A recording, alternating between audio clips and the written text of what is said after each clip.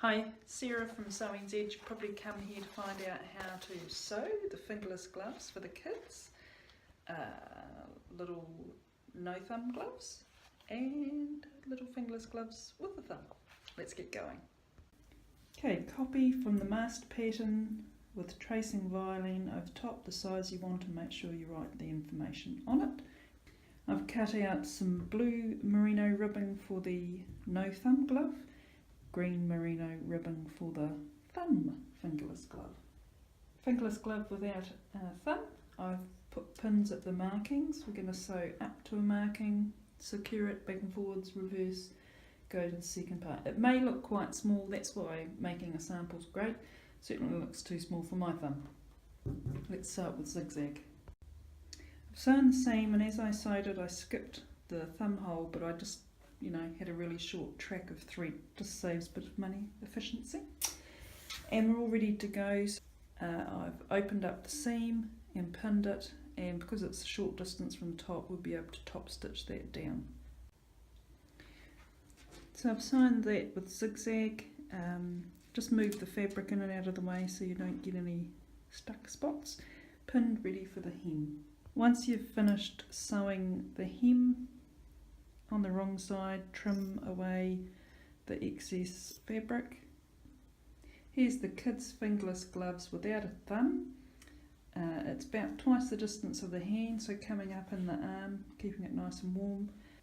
Okay, sewing the gloves with the thumb in it. So we're doing seam A, we're going down here to 1 centimetre mark and then up, clipping in. Do the 5mm seam the first time that you make a set of gloves to find out if that fits your child better in that fabric.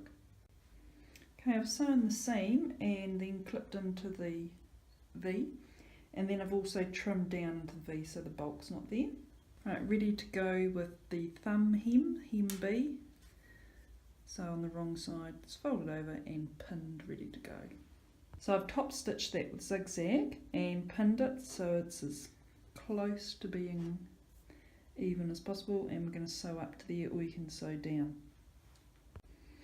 So I've finished that seam and I've left a great whack of cotton on it, so when I turn it the right way round I can use that to stitch down this seam. The reason you do your seam this way is there is no way you can machine stitch a circumference of like 2 centimetres. All pinned, ready to hem. This merino ribbon's great for these small circumferences to top stitch. I'm pretty privileged. I live about 4 kilometres away from the merino company factory shop where you can get beautiful merino fabrics in single knit, double knit, ribbon, merino blends. So this is the finished product for the fingerless glove with a thumb.